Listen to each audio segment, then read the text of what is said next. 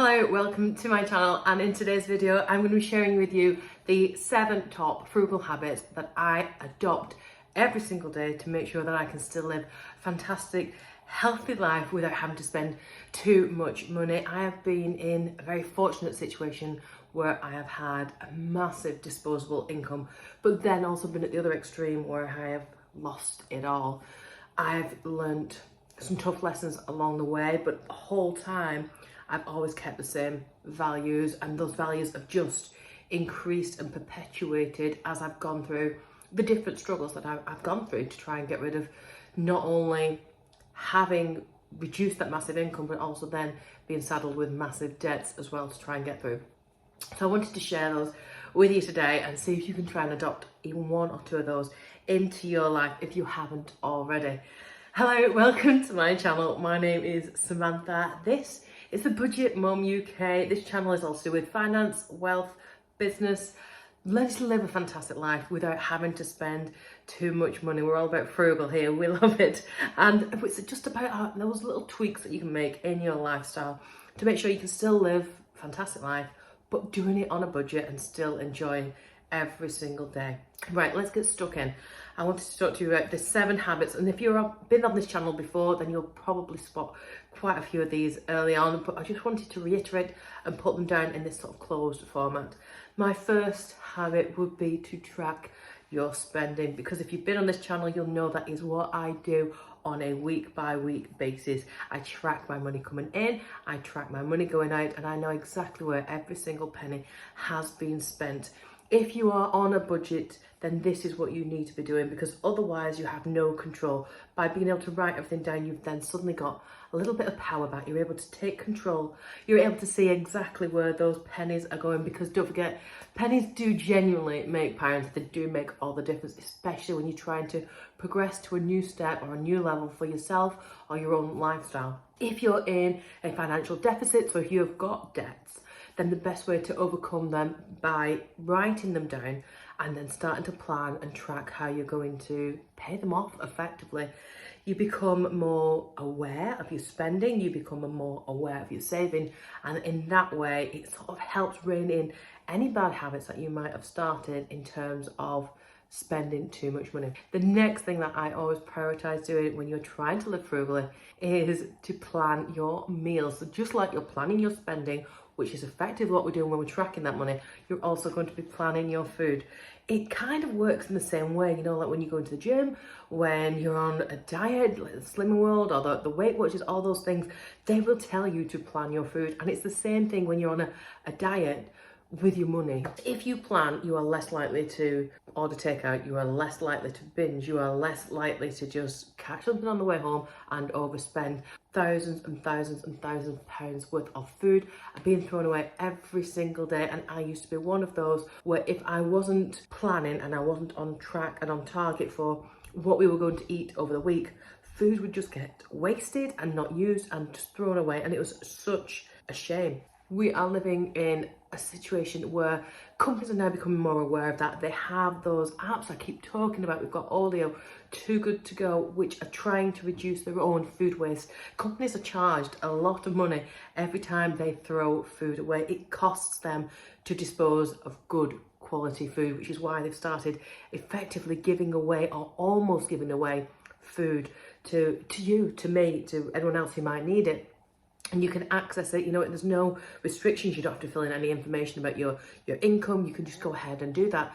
But in the same way, if you can do that, then you can plan for your own week ahead, and it'll stop your own personal food waste. Frugal habit number 3 is to buy quality over quantity. Now this I have always agreed with, having been in that situation where I could afford the luxurious lifestyle and the luxurious clothes, the luxurious holidays, the luxurious cars.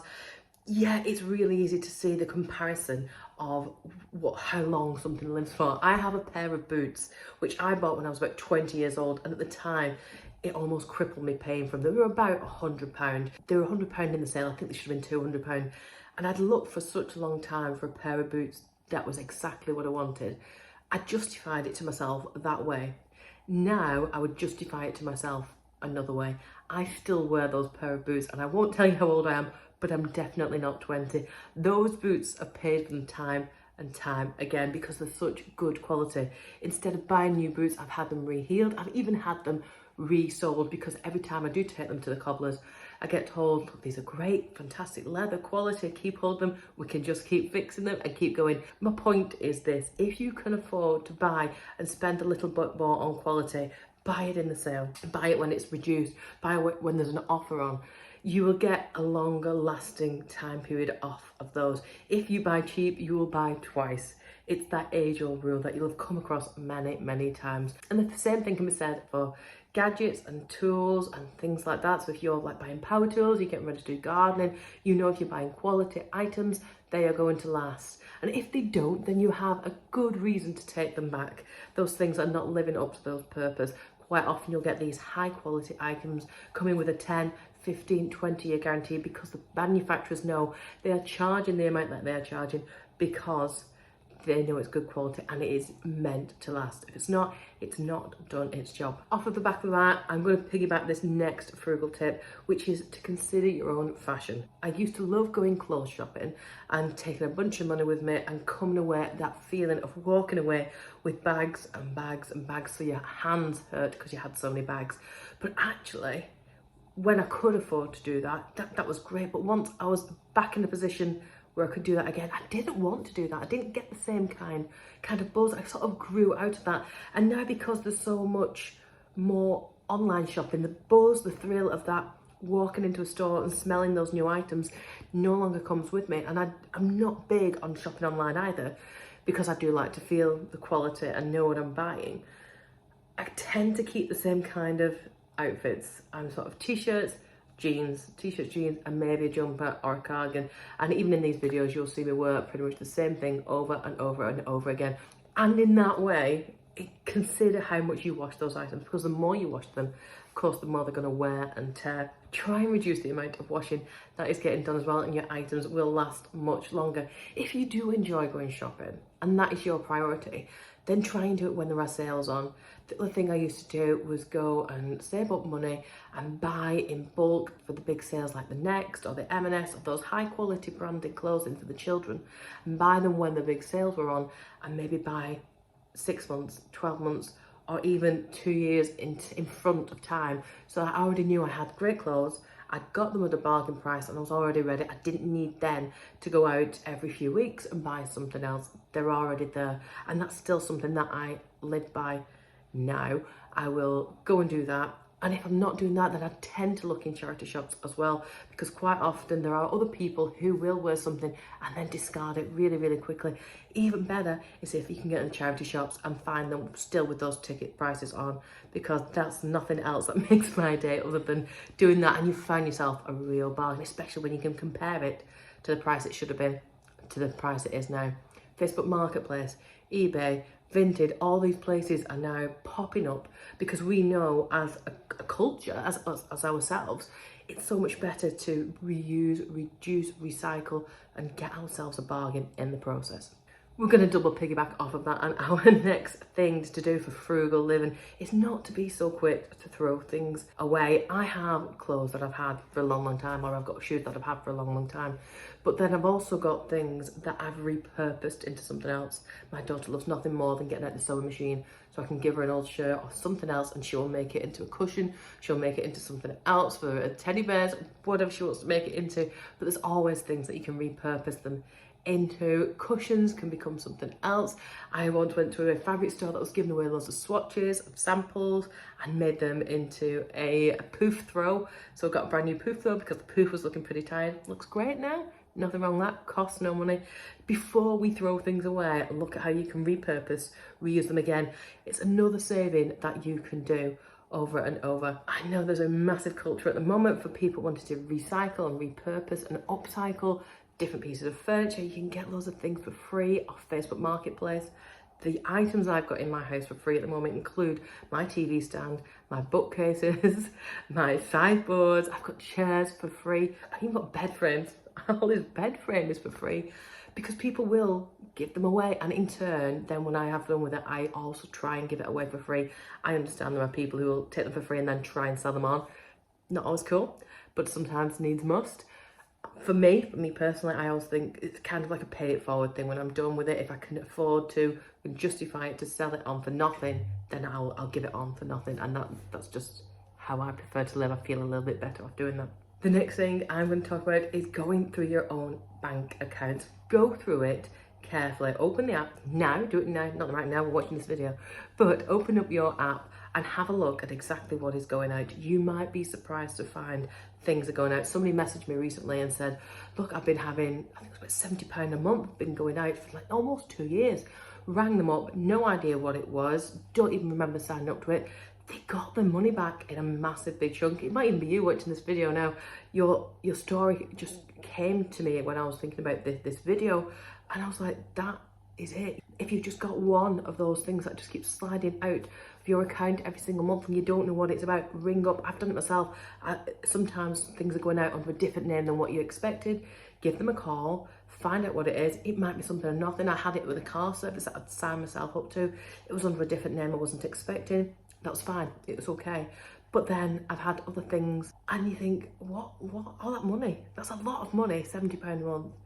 I've had people who said, you know what, I've still got gym memberships, I've not been for 12 months and I'm paying it every month. Cancel the gym membership. If that is you, if you joined a gym in January and you haven't been, or you've been once, cancel it now.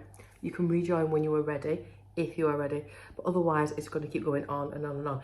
That is usually one of the biggest ones that I get messaged about, gym memberships. Or it might be a subscription service. There's so many TV subscription services right now that people are just signing on to them, or you sign up for a free trial and you forget about it, and then before you know it, it's like $7.99, $8.99, whatever it is. It's not usually a great deal, but it sneaks in and it just keeps adding up and up. And when you sit down and look at all these different numbers, you'll be probably gutted that you'd let it go on for so long. This is your sign. Go through your bank accounts now. Make sure nothing is going out that you don't want to go out. Stop it now. My final tip for frugal living is to have yourself a why, a purpose, a reason, and a priority. When you think about what wealth actually means to you, is it having those finances in the bank, or is it now something else? What actually would make you happy? Is it being able to spend time with your children and with your family? Is that what's going to make you happy? In that case, put a value on that. How much do you need to be able to do that? You don't need anything. If you watch my channel, I do lots of free things with my children, or things that I've paid for in advance, like swimming, where I can go as many times as I want to, or I've got my Merlin pass, I pay a one-off price. We can go as many times as we want to. Looking at things like that, and where you can still enjoy a nice day out without having to keep repeat spending. Is your priority your health? And you think, well, I need so much money to have so much health. Is that really what's going to make you happier and healthier? Or do you actually need to reduce the amount that you are working so that your health can improve, so that then you are actually wealthier? Once you know your why and you know what your happy point is, for me, it's spending time with my children. I wanted this great big family for a long, long time, but now I've got 2 fantastic children. My priority is being with them as much as possible. And that comes with taking a pay cut. It comes with not working full time.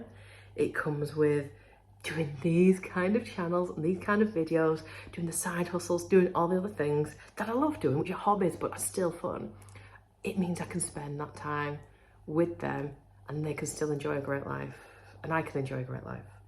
But your priority and your why and your happy might be something completely different. But once you write that down on your paper, stick it up somewhere to remind yourself, this is your happy, this is your why, and this is why you get up every day and do what you do and you live this frugal life so that you can do those other things. Thank you so much for joining me today. I hope you found this video of some use to you. If you enjoyed what you've seen it, I would love it if you go ahead, hit the subscribe button, hit the thumbs up like icon, and I'll keep making videos just like this one for you for free.